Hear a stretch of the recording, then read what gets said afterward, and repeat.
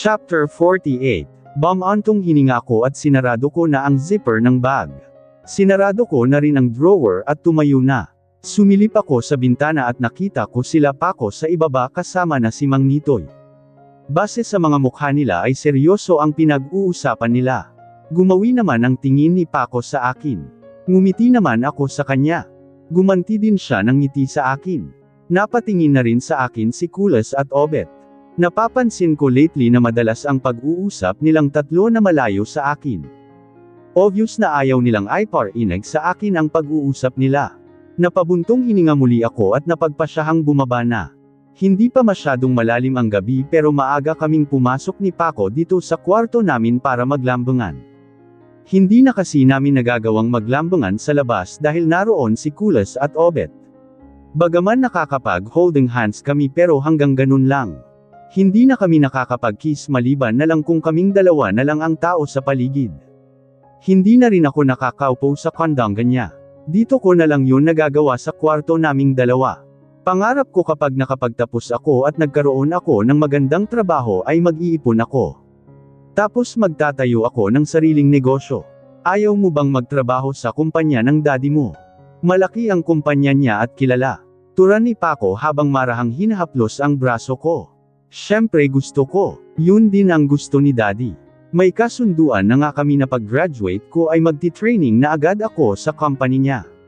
Yun naman pala, hindi mo na kailangan magtayo ng sarili mong negosyo. Tulungan mo na lang ang daddy mo sa pagpapatakbo ng kumpanya nyo. Tumingin ako sa kanya at inabot ang panga niya. Hinaplos-haplos ko ang balbas niyang bagong trim. Tutulungan ko naman talaga siya na magpatakbo ng company. But I want to have my own business someday. Gusto kong tumayo sa sarili kong paa. Tumingin siya sa akin at ngumiti. Susuportahan kita sa kung anuman ang gusto mo. Talaga, nakangiti na ring tanong ko. Tumanggo naman siya at halikan ako sa noo. Gusto ko kapag nangyari na ang bagay na yon, kapag naging successful na ako ay kasama pa rin kita, Paco. Saad ko at yamakap sa bewang niya. Hindi naman siya sumagot at panay lang ang halik sa noo at buhok ko. Tumangala ako sa kanya. Kasama kita hanggang sa tagumpay ko diba? Tumingin siya sa akin at saglit na hindi nagsalita. Inangat niya ang isang kamay at hinaplos-haplos ang pisngi ko. Oo, magsasama tayo hanggang sa huli. Ngumiti ako sa kanya. Bumaba naman ang kanyang mukha at siniil ako ng magaan na halik na akin namang tinugon. Tuldok. Sa gitna ng mainit na halikan namin ni Paco ay narinig ko ang mga kaulan ng mga aso mula sa malayo. Mukhang may dayo kaya nagkakagulo ang mga ito. Hindi ko na lang yun pinansin at nag-focus na lang sa pagtugon sa halik ni Paco. Pero natigilan kami ni Paco at naghiwalay ang labi namin ng makarinig kami ng mga boses sa labas. Maraming boses, pero nang ibabaw ang isang boses na parang pamilyar sa akin. May kumatok sa pinto. Boss, may mga tao sa ibaba. Boses ni Kulas. Umalis ako sa ibabaw ni Paco at bumangon. Bumangon din siya at tumayo na kaya tumayo na rin ako. Tinungo niya ang pinto at binuksan yun. Sumunod naman ako. Sino sila? Tanong ni Paco kay Kulas. Hindi agad sumagot si Kulas at tumingin muna sa akin. Lumingon din sa akin si Paco. Lalabas muna ako saglit. Dito ka lang. Aniya. Tumanggo naman ako. Lumabas na si Paco at sinarado na ang pinto. Nanatili naman ako sa loob ng kwarto at umupo sa kama. Sino kaya ang mga dumating? Tanong ko sa isip. Tumayo ako sa kama at lumapit sa saradong bintana. Binuksan ko yon ng bahagya para makita ang mga taong dumating natin. Namilog ang mga mata ko nang makitang maraming tao sa labas at puro mga lalaki yun. Ang iba ay mga nakauniporme pa ng pampulis. Nasaan ang anak ko?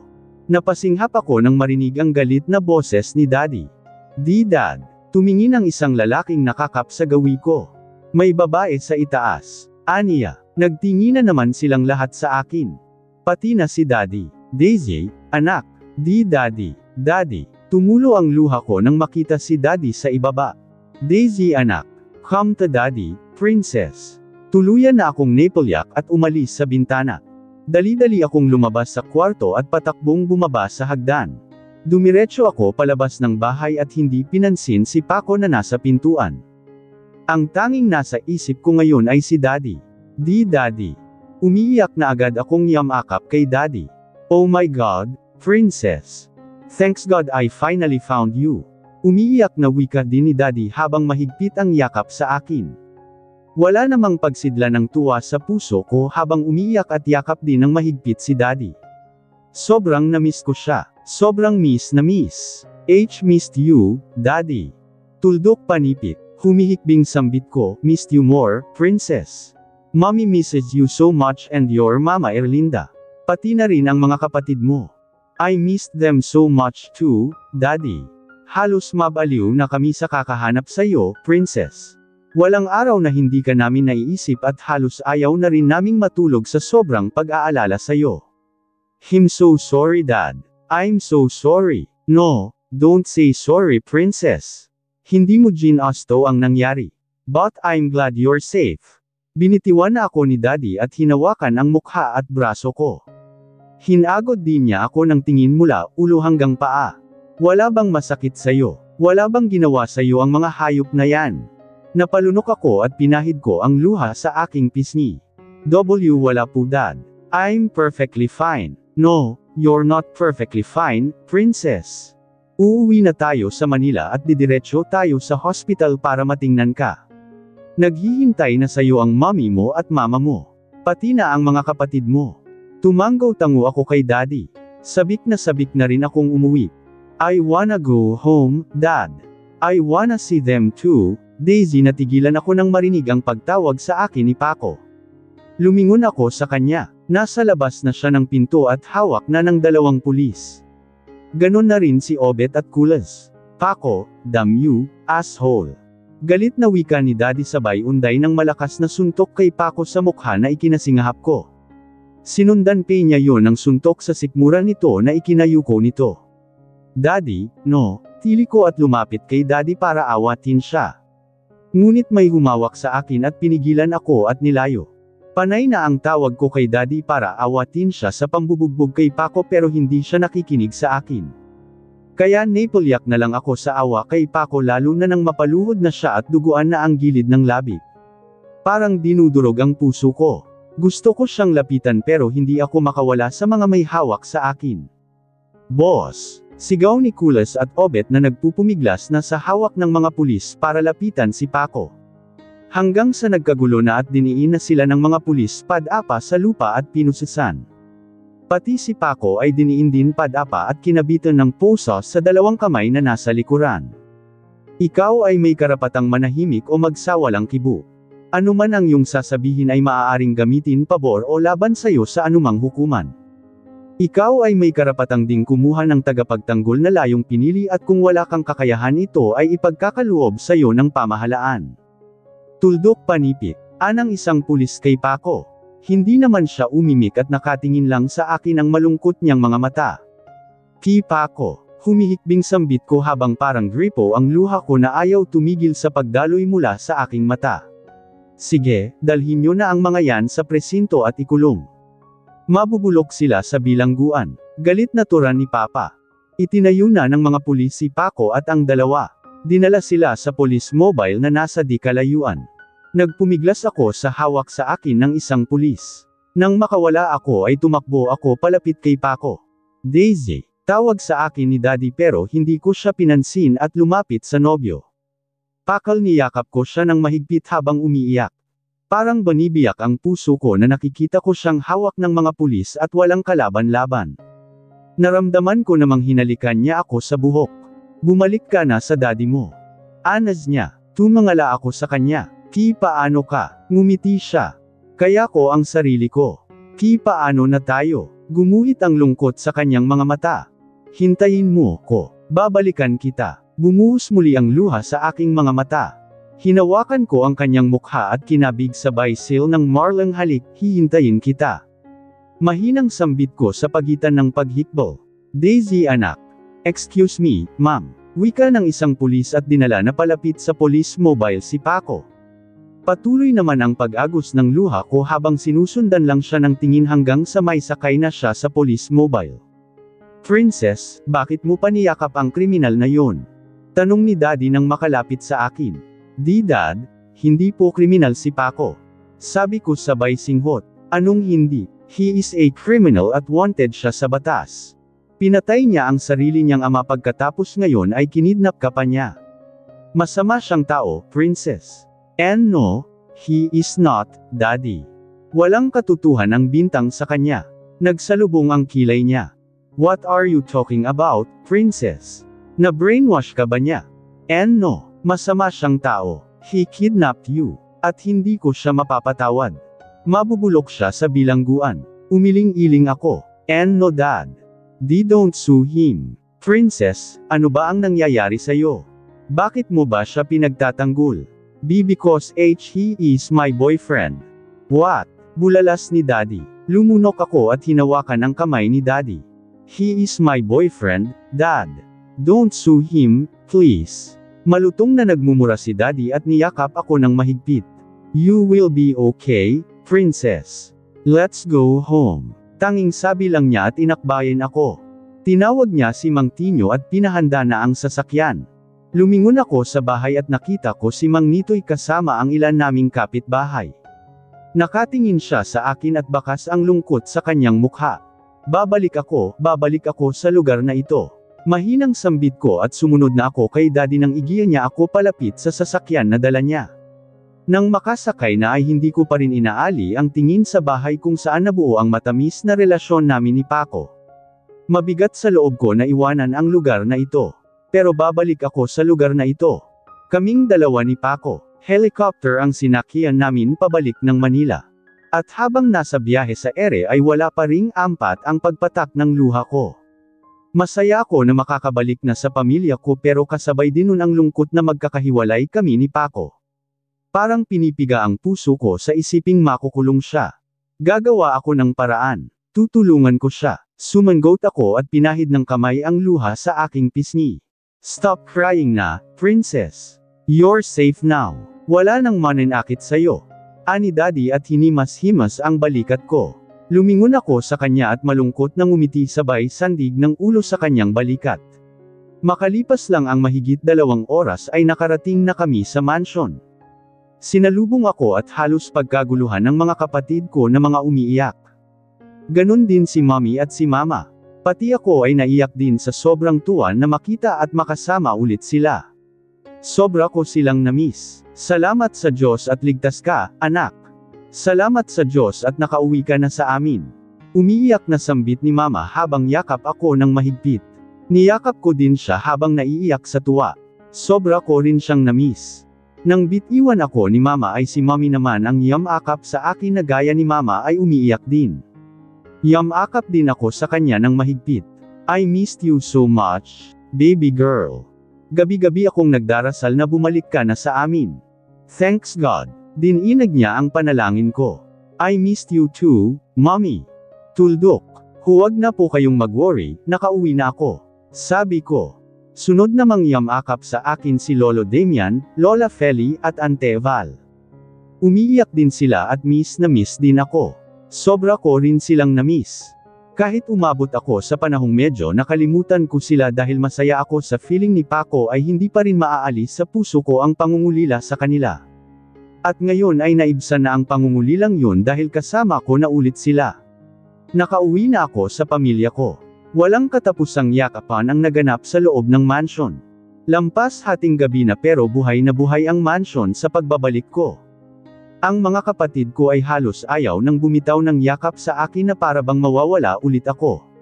Ate, huwag ka nang mawawala, huwag mo na kaming iiwan. Malambing na wika ni Dallas na nakayakap sa leeg ko mula sa likuran. Oo, hindi na. Dito na lagi si ate at hindi na mawawala. Nakangiting sabi ko naman at hinaplos ang buhok niya. Ate, sobrang na-miss kita. Sobrang nasad din ako kasi wala na akong kasama manood ng movie. Tapos every night ako nagka-cry. Nakangusong tura naman ni Valerie na nakayakap sa kaliwang gilid ko. Natawa naman ako at hinalikan siya sa buhok. Ngayong nandito na si ate, manunood na ulit tayo ng movie at tabi na tayong mag-sleep every night. Ako din ate, sobra din kitang na-miss. Gusto ko nga sanang sumama sa paghahanap sa'yo pero ayaw ni daddy at mommy kasi baka mawala din ako. Nilingan ko si Marco na nakayakap naman sa kanang gilid ko. Namumula pa ang kanyang mga mata dahil galing siya sa pag-iyak. Dapat lagi kang makikinig kay Daddy at Mommy.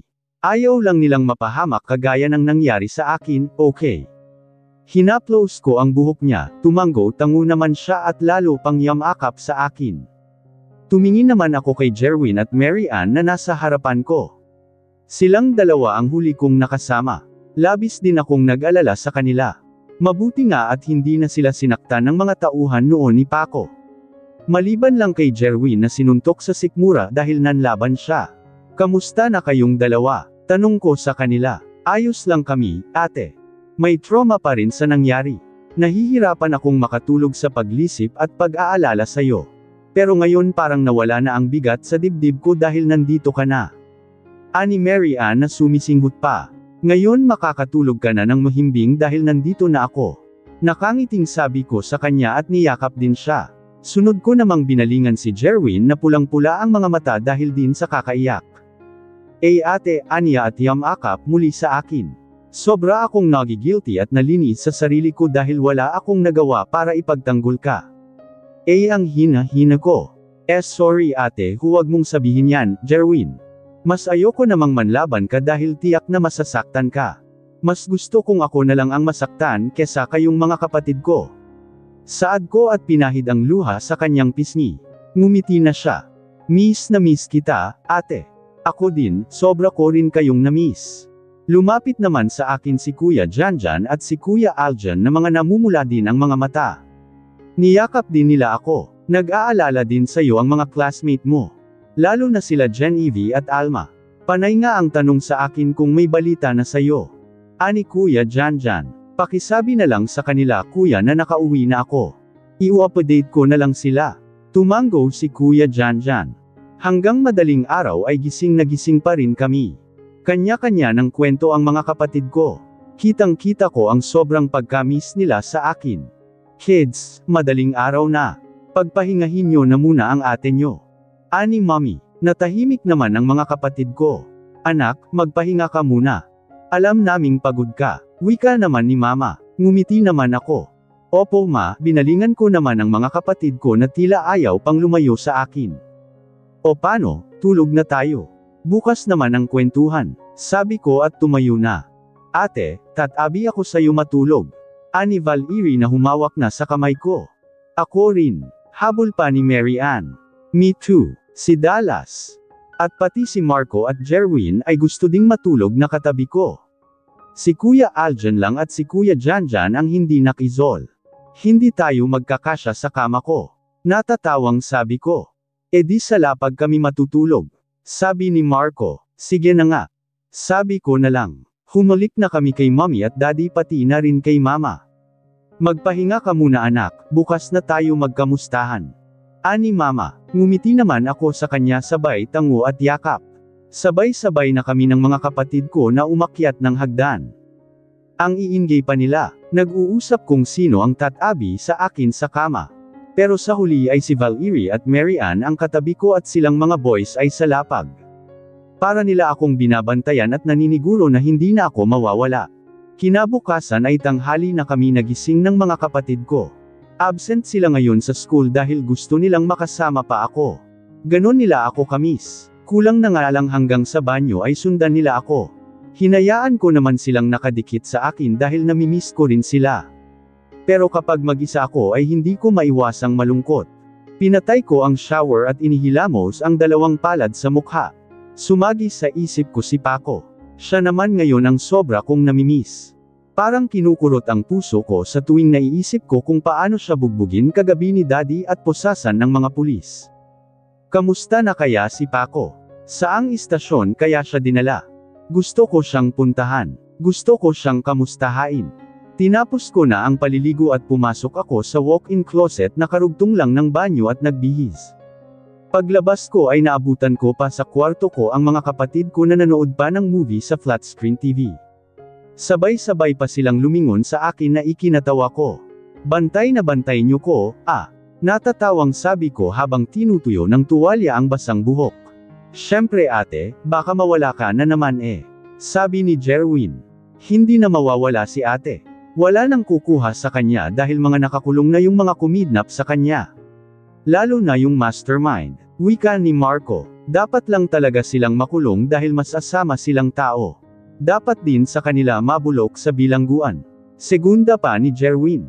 Mabubulok talaga sila. Narinig ko nga kanina na nag-uusap sa library sila daddy kasama si attorney. Pinag-uusapan nila ang pagsampa ng kaso doon sa mga kidnapper lalo na doon sa mastermind. Dagdag pa ni Marco, di ba yung mastermind, kriminal din yun. Matagal na siyang pinaghahanap ng mga pulis dahil pinatay niya yung sarili niyang ama. Turan ni Jerwin. Oo nga, yun din ang sabi sa news na napanood ko kanina sa social media. Wika naman ni Mary Ann. News. Nasa news siya. Tanong ko naman kasabay ng pagkabog ng puso ko. Oo ate. Pinakita yung pagdala sa kanya sa presinto. Patanjin nga. Sabi ko. Wait lang ate, hanapin ko. Ani Mary Ann at binuksan ang sapi niya. Lumapit naman ako sa kanya sa kama. Heto ate, oh, binigay niya sa akin ang cellphone niya. Kinuha ko naman sa kanya ang cellphone at pinanood ang news. Nanubig ang mata ko habang pinapanood ang news kung saan pinapasok na sa loob ng presinto si Kulas at Obet. At nung si Paco na ang pinakita ay tuluyan ng tumulo ang luha ko lalo na nung pinakita ang mukha niya kung saan may pasa siya sa pisngi at putok ang gilid ng kanyang labi dahil kay daddy. Hindi ko na iniintindi ang sinasabi ng news reporter at nakafocus lang ang mata ko kay Paco. Paco, bulong ng puso ko at sunod-sunod ng pamatak ang luha ko. Parang gusto kong pumasok sa loob ng screen ng cellphone para may akap siya. Ate, are you okay? Tanong ni Valerie na lumapit na sa akin. Nagsilapitan na rin sa akin si Marco, Jerwin at Dallas. Ate, bakit ka umiiyak? Tanong ni Dallas. Sumanggot ako at pinunsan ang luha sa aking pisngi. Ate, may ginawa ba sa'yo yang Paco Castillejo na yan? Kriminal siya at pinatay niya ang sarili niyang ama. Sinaktan ka ba niya? Tanong ni Mary Ann. Gumuhit ang pag-aalala sa kanyang mukha. Umiling-iling ako at ngumiti. Hindi niya ako sinaktan. Sabi ko, sigurado ka, ate? Tanong pa ni Jerwin na tila nagdududa pa. Oo, at huwag kayong maniniwala sa news na masama siyang tao. Walang katotohanan ang mga sinasabi nila tungkol kay Paco. Hindi siya kriminal, lalong hindi siya ang pumatay sa ama niya. Dagdag ko pa at binalik na kay Mary Ann ang cellphone niya. Tumayo ako at bumalik sa walk-in closet. Doon ko binuhos ang luha ko sa pagkaawa at pagkamiss kay Paco. Bumaba ako sa hagdan at nakasalubong ko si Lola Feli. Daisy, nakangiting bati niya sa akin. Lola, lumapit ako sa kanya at niyakap siya. Kamusta ang tulog mo, apo? Tanong niya. Ayos naman po la. Nakatulog naman po ako. Medyo magulo lang po ang mga kapatid ko. Hayaan mo na, namiss ka lang nila ng sobra. Ang tatahimik nga ng mga batang yan nung mawala ka. Ang lulungkot ng mga mukha at ang tatamlay. Ikaw ang nasa isip nila. Napangiti ako sa sinabi niya. Hindi na po ako mawawala pa. Masayang masaya ako na nakabalik ka na, apo. Lagi kitang pinagdarasal na sana ay nasa maayos ka lang na kalagayan at hindi ka sinasaktan ng mga taong kumuha sa'yo. Pinakinggan po niya ang dasal niyo lola.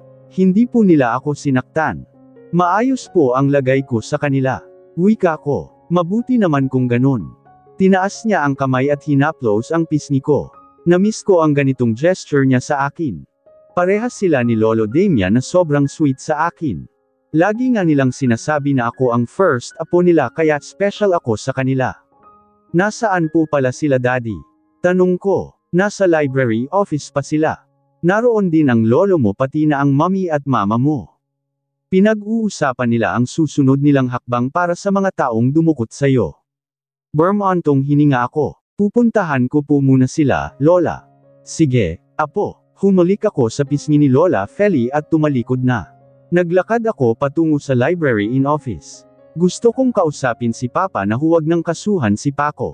Dad antag ko kay Daddy pagpasok ko sa library office. Nakaupo siya sa likod ng mahogany table. Tumingin siya sa akin ganun din sila Lolo, Mommy, Mama at si Attorney Asistio. Ngumiti ako at binati sila. Princess, come here. Lumapit ako kay Dad at humalik sa pisngi niya ganun din kay Lolo, Mommy at Mama. How was your sleep, baby? Tanong ni Mommy nang makaupo na ako sa single couch na katabi niya. Ayos naman po, Mom. Nakatulog naman po ako ng maayos. Mabuti naman kung ganun, anak. Nakangiting wika ni Mommy at hinaplos ang buhok ko. Mamaya ay pupunta tayo sa hospital para ipa-check up ka. Wika ni Daddy. No need, Dad. I'm okay. Sabi ko. Matiim na tumingin sa akin si Daddy. But I just want to make sure, Princess. Oo nga naman, anak. Mas magandang matingnan ka na rin ng doktor. Matagal-tagal ka ring nawala sa amin. Segunda ni Mama. Bumantong hininga ako. Naiintindihan ko naman si Daddy at Mama. Nag-aalala lang sila sa akin. Okay po. Pagpayag ko na rin. Anyway Princess, pinag-uusapan namin ang tungkol sa pagsampa ng kaso sa mga kumidnap sa'yo. Especially kay Paco Catillejo na siyang utak ng grupo. After natin pumunta sa hospital ay formal na tayong magsasampa ng kaso sa kanya kaya narito din si Attorney Asistio. Wika ni Daddy. Don't worry iha, pananagutin natin ang lalaking yun sa pagkidnap sa'yo. Kaya din kailangan kang matingnan ng mga doktor dahil baka may ginawa sa'yo ang lalaking yun na pwede nating idagdag sa ikakaso sa kanya. Gaya ng rape, putol ko sa sasabihin pa ni Attorney. Natigilan naman siya pati na rin sila Daddy at tumingin silang lahat sa akin. Bumantong hininga ako. Hindi niya po ako ni rape o kahit ginalaw man lang. Wala po siyang ginawang masama sa akin. Hindi niya po ako sinaktan. Hindi sila nakakibo at nakatingin lang sa akin. Mabuti naman at hindi kanya sinaktan, anak. Pero kailangan pa rin niyang managot sa batas. Kailangan pa rin niyang harapin ang kaparusahan sa pagkidnap sa'yo. Turan ni Mommy. Your mom is right, apo. Segunda ni Lolo. I understand naman po, but, lumunok ako at tumingin kay Daddy na matiim pa rin ang tingin sa akin. But what Princess? Tanong niya. Dad, hindi po ako magsasampa ng kaso sa kanya. Hayag ko. Sumanghap si Mommy at si Mama. Si Daddy naman at Lolo ay kumunat ang noo. At bakit naman, apo? Ayaw mo bang panagutin ang taong yun sa pagkidnap sa'yo? Tanong ni Lolo Damian. Because he is my boyfriend, Lo. Matapang na hayag ko pa, muli na namang napasinghap si Mommy at Mama. Si Lolo naman ay napasantisima pa. Si Daddy ay hindi umimik at nakatingin lang sa akin. Totoo ba yung sinasabi mo, anak? Nobyo mo ang leader ng mga kidnapper? Tanong ni Mama. Opo ma, Sus Mariosep. Paano nangyari yun? Yumuko ako. Hindi ko po alam. Nagising na lang ako na gusto ko na siya. He is so nice to me. Nung nagkasakit ako inalagaan niya ako. Kaya, hindi ko po napigilan ang sarili na magustuhan siya. Paliwanag ko, sigurado ka ba dyan sa nararamdaman mo, anak? Baka naguguluhan ka lang sa nararamdaman mo. Baka natangay ka lang sa sitwasyon. Ani Mommy, tama ang Mommy mo, Daisy. Sa tingin ko nga ay piniano ng lalaking yon na magustuhan mo siya at nakipagrelasyon sa iyo para kapag dumating ang araw na mahuli siya ng mga pulis ay hindi mo siya sasampahan ng kaso dahil boyfriend mo na siya. At nangyayari na nga ito ngayon. Ayaw mo siyang sampahan ng kaso dahil boyfriend mo siya. Tuso ang lalaking yun. Ginamit ka lang niya anak. Parang may punyal na tumarak sa puso ko sa sinabi ni Papa. Hindi ko matanggap ang sinabi niya na ginamit lang ako ni Paco. No Dad, that's not true. Hindi ako ginagamit ni Paco. We like each other. We love each other. Giit ko pa. Believe me, Princess. He is just using you. Paco Castillejo is a cunning man. Hindi mo pa siya lubos na kilala. Bukod sa wanted siya sa batas dahil sa pagpatay sa sarili niyang ama ay sangkot din siya sa pagkawalan ng ilang sabungero noon sa dating sabungan nila. At hindi lang yun, nagbebenta din siya ng ilegal na armas. Baka nga pati pinagbabawal na gamot ay nagbebenta din siya. Hindi totoo ang lahat ng yan, Dad. Hindi siya ang pumatay sa kanyang ama. Yan ba ang sinabi niya sa'yo? Yes, at naniwala ka naman sa kanya. Hindi agad ako nakasagot sa sinabi ni Daddy. Bigla ay parang nagkaroon ako ng agam-agam sa aking dibdib. You're still naive, Princess. Madali kanyang napaniwala. Walang kriminal ang aamin sa kasalanang ginawa niya maliban na lang kung mapatunayan yun sa korte.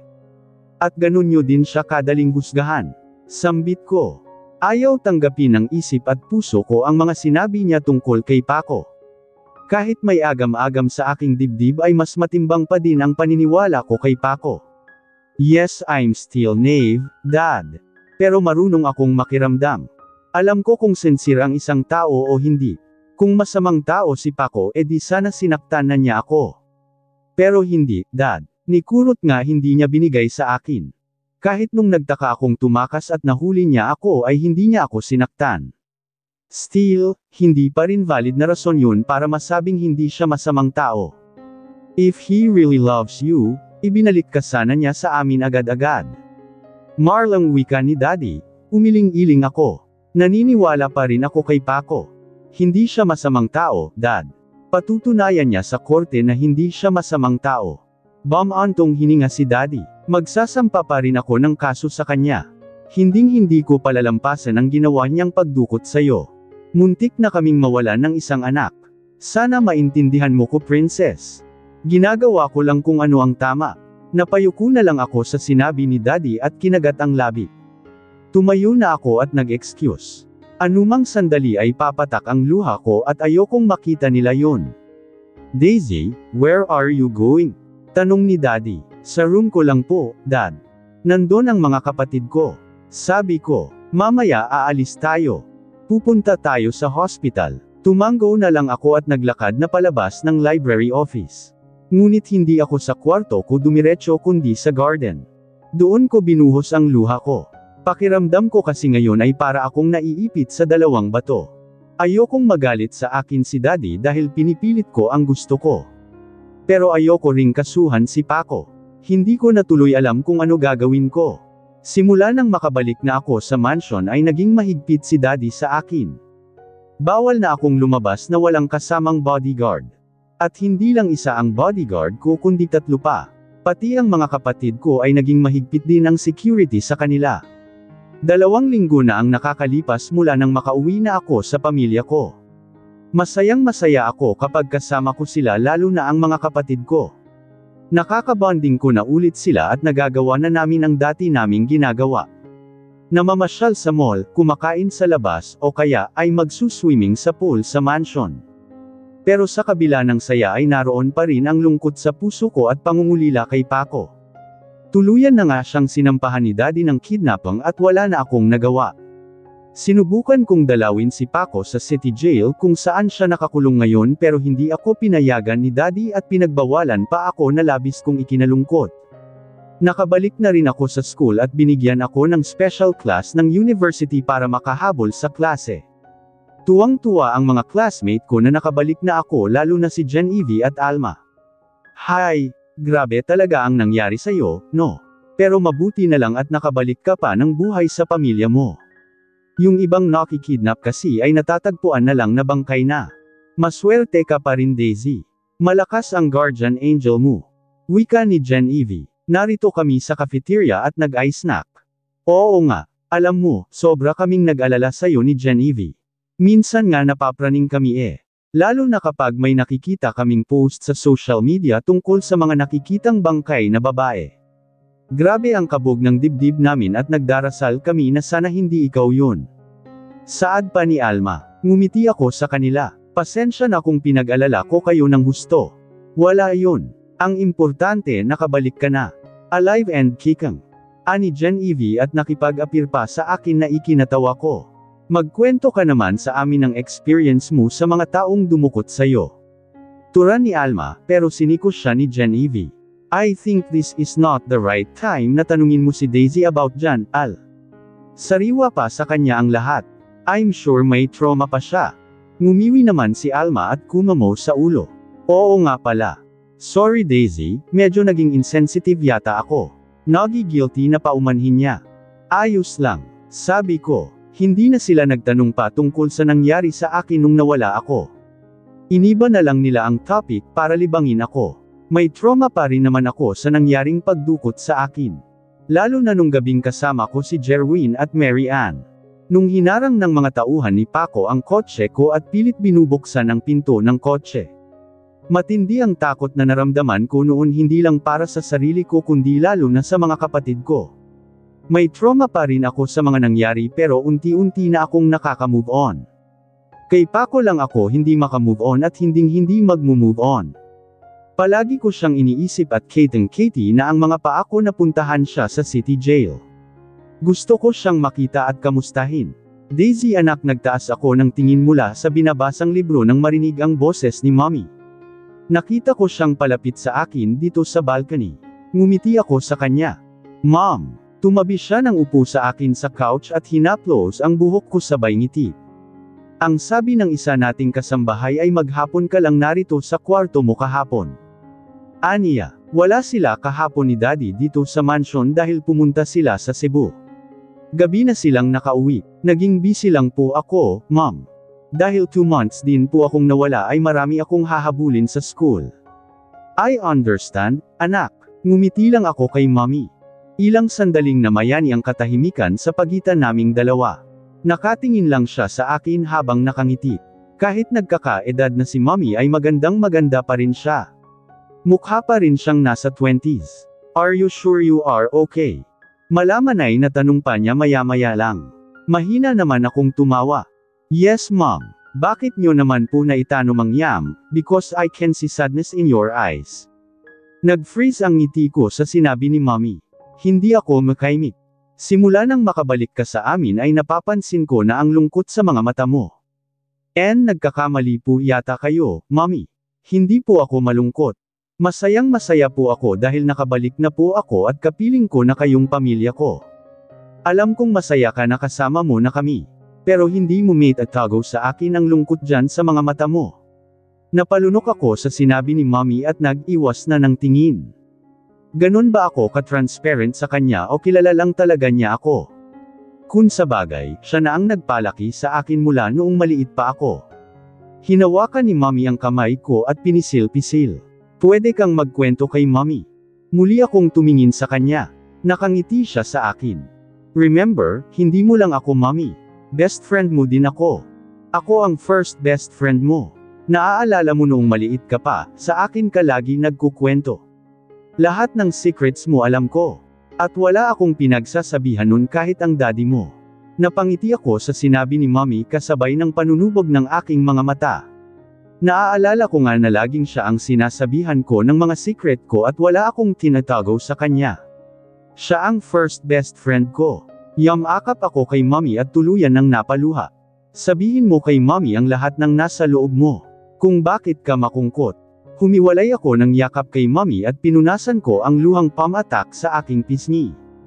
Tumingin ako sa kanya at malungkot na ngumiti. I miss him, Mom. Mahinang sambit ko kasabay ng muling pagpatak ng luha sa aking mga mata. Ho, Paco, bumantong hininga si Mommy at matiim na tumingin sa akin. You really love him. Tumango ako. Yes mom, I really love him. Sobra ko na po siyang namimiss. Gusto ko po siyang makita. Pero ayaw ni Daddy. Hinaplos ni Mommy ang buhok ko. Nag-aalala lang sa'yo ang daddy mo. Galit siya kay Paco dahil sa ginawa niyang pagdukot sa'yo. I know mom, kaya nahihirapan po ako at nalulungkot ng ganito. Niyakap niya akong muli. Mali po ba na mahalin ko si Paco dahil kriminal siya? No, kahit kailan ay hindi naging mali ang magmahal at hindi kasalanan ang magmahal. Naiintindihan ko kung ano ang nararamdaman mo, anak. Tumingin ako sa kanya. Talaga po, Mommy. Yes. At kung gusto mong makita si Paco, gagawan natin ng paraan yan. Namilog ang mata ko at napasinghap sa sinabi niya. Talaga po. Yes, para hindi ka na nalulungkot. Ayaw kong nakikitang malungkot ang first baby ko. Ngumiti ako at yamakap ng mahigpit kay Mommy. Thank you, Mom. Tuldok panipik. Bukas sa vacant time mo susunduan kita. Sasamahan kitang dalawin si Paco sa city jail. Kinabukasan ay walang pagsidlan ng excitement ko pagpasok ko sa school. Napag-usapan namin ni Mommy na susunduan niya ako sa vacant time ko para samahan ako na dalawin si Paco sa city jail. Sobrang excited na akong makita siya. Kung pwede nga lang nahilahin ko ang oras ay ginawa ko na.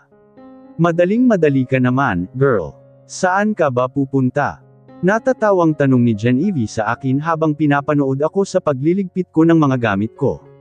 Katatapos lang ng klase namin at vacant time na. Halos isalaksak ko sa bag ang mga gamit ko pati na ang laptop ko. Susunduan ako ni Mommy. May pupuntahan kami. Nakangiting sabi ko. Kung ganon ay hindi ka makakasama sa amin sa town center sa labas. Turan ni Alma. Ganon na nga, next time na lang. Importante kasi itong pupuntahan namin eh. Mukha nga at ngiting-ngiti ka pa. Panunokso pa sa akin ni Genevieve. Tinawanan ko lang siya. I got to go, girls. See you na lang later. Palam ko sa kanilang dalawa. Ngumiti naman sila sa akin at tumango. Ingat, bitbit ang bag at laptop ay lumabas na ko ng classroom namin. Malalaki ang bawat hakbang ko palabas ng building. Pagdating sa gate ay sinulubong ako ng mga bodyguard ko. Nadyan na po ang sasakyan ni ma'am. Wika sa akin ng isang bodyguard. Tumango naman ako at napangiti nang makita ang sasakyan ni mommy. Bumaba ang bintana at kinawain ako ni mommy na nasa loob. Halos patakbong lumapit ako doon. Agad naman akong pinagbuksan ng pinto ng bodyguard. Sumakay naman ako at humulik ako sa pisngi ni mommy. Are you excited, baby girl? Super mommy. Then let's go. Inutusan na ni mommy ang driver na paandarin na ang sasakyan. Wait mom, paano po pala kapag nalaman ito ni daddy? Siguradong magagalit siya. Nag-aalalang sabi ko. Ngumiti si mommy. Akong bahala. Napangiti ako sa sinabi ni mommy. Kapag sinabi niyang siya ang bahala ay siya talaga ang bahala. Si daddy ang alpha sa mansion. Lahat sumusunod sa kanya. Pero siya, sumusunod kung ano ang sabihin ni mommy. Mabilis ang pintig ng puso ko habang nasa biyahe papuntang City Jail. Excited na akong makita at may akap si Paco. Gusto ko rin kamustahin kung ano ang lagay niya doon.